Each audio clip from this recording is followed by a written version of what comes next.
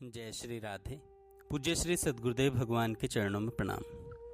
पूज्य श्री सेठ जय दयाल गोयनका जी कहते हैं, जब भजन की कीमत मालूम हो जाती है और भजन की सबकी अपेक्षा बहुमूल्यता जान ली जाती है, तब भजन को छोड़कर दूसरा काम होता नहीं।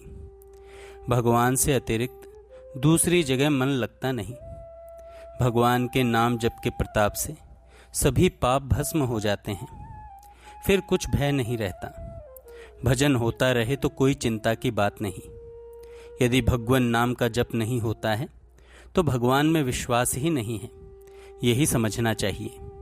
हर समय आनंद में मग्न रहते हुए प्रेम सहित निरंतर श्वास द्वारा नाम का जप होता रहे, ऐसी चेष्टा करनी चाहिए। नाम के जप के साथ साथ भगवान की मोहिनी मूर्ति याद आने के लिए विशेष चेष्टा रखनी चाहिए। उसको अपने मन से और नेत्रों से कभी न भूलें। हर समय अपने सामने देखता हुआ प्रसन्न चित्त से आनंद में मग्न होता रहे।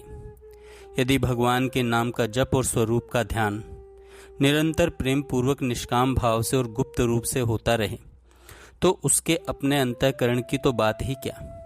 उस पुरुष के दर्शन मात्र से दर्शन करने वालों के पाप नष्ट हो जाते हैं। कलयुग में भजन के समान उत्तम साधन मेरी समझ में तो कुछ भी नहीं है। यही चेष्टा करनी चाहिए कि जिससे निरंतर केवल भजन ही हो। जितने भक्त हो चुके हैं सब भजन के ही प्रताप से हुए हैं।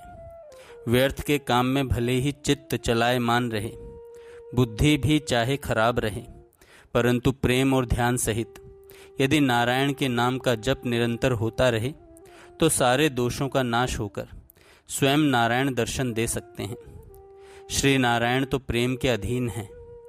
भजन ही उद्धार कर सकता है।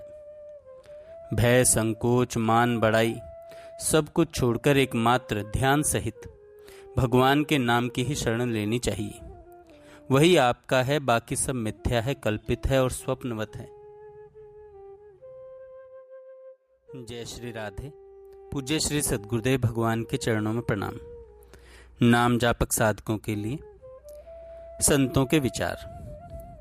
सिद्ध प्राण कृष्ण दास बाबा ब्रज के भक्त में कहते हैं, कृष्ण कथा वस्तु ही ऐसी है जिसे इसका चस्का एक बार लग जाता है, वह इसके प्रेमी व्यक्तियों की खोज में निरंतर लगा रहता है, जिससे अधिकाधिक इसे कहने सुनने का सुयोग उसे मिलता रहे। और तो और स्वयं श्री कृष्ण अपनी लीला कथा सुनकर कभी नहीं अघाते। जहाँ कहीं उनके भक्त इसका गान करते हैं, वहाँ प्रत्यक्ष रूप से हो या परोक्ष रूप से अपने आप जाकर अपना आसन जमा लेते हैं।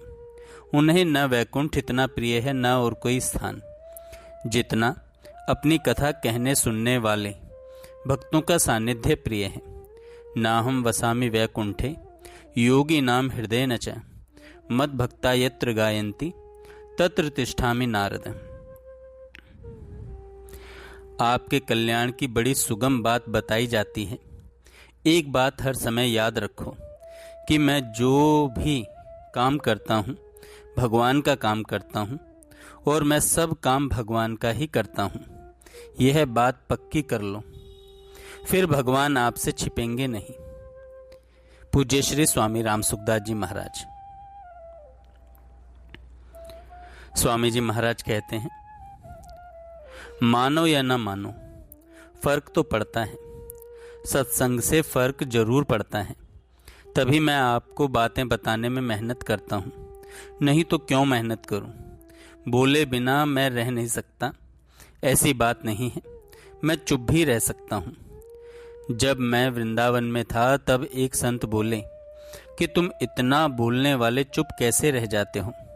पहले मैं बहुत बोलता था, 8 घंटा 10 घंटा 15 घंटा बोलता व्याख्यान देता था। अतः सत्संग से स्वभाव बदलता है, यह मैंने अनुभव किया है। मेरा तो ऐसा विश्वास है कि सत्संग करने से आपका जीवन बदल जाएगा। सत्संग सुनने से आदमी का स्वभाव बदलता है, शांति मिलती है, आनंद मिलता है, दुख मिटता है, संताप मिटता है। रुपए ज़्यादा होने से फर्क नहीं पड़ता। अधिक पैसे वाला खर्च नहीं कर सकता। जिमि प्रति लाभ लोभ अधिकाई। जिसके पास अरबों रुपए हैं वह लाखों, लाख 2 लाख रुपए भी खर्च नहीं कर सकता। परंतु सत्संग करने से फर्क पड़ता ही है, कोई माने चाहे ना माने।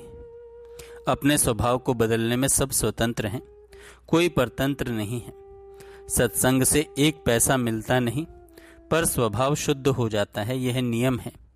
धनी आदमियों का चेहरा बढ़िया नहीं होता, चेहरा देखते ही भय लगता, परंतु सत्संग करने वाले को देखने से शांति मिलती है। स्वामी जी महाराज कहते हैं, भगवान मीठे लगें अच्छे लगें, यहाँ से भक्ति शुरू होती है। जब तक संसार अच्छा लगता है तब तक भक्ति शुरू नहीं होती। जैसे लोभी आदमी को रुपए प्यारे लगते हैं, कामी को स्त्री प्यारी लगती है, ऐसे भगवान प्यारे लगें तब भक्ति शुरू होती है, तब भक्ति शुरू होती है। पूज्य श्री डोंगरे जी महाराज कहते हैं, परमात्मा श्री कृष्ण का दर्शन करने से मानव जन्म सफल होता है। मानव अपनी शक्ति और बुद्धि का उपयोग भगवान के लिए करे तो मानव को मरने से पहले ही भगवान का प्रत्यक्ष दर्शन हो सकता है। मानव शरीर की यह विशेषता है कि भोग और भगवान दोनों ही इस शरीर में मिलते हैं। सभी प्राणियों को केवल भोग मिलता है, भगवान का दर्शन नहीं होता, भगवान का दर्शन नहीं होता। स्वामी राम सुखदास जी महाराज कहते हैं, जब साधक सच्चे हृदय से संसार से विमुख होकर परमात्मा की ओर चलना चाहता है, तब संपूर्ण संसार तथा स्वयं परमात्मा भी उसकी सहायता करने के लिए तत्पर हो जाते हैं। इसलिए साधक को कभी भी अपने उद्देश्य की पूर्ति से निराश नहीं होना चाहिए, निराश नहीं होना चाहिए। जय श्री राधे।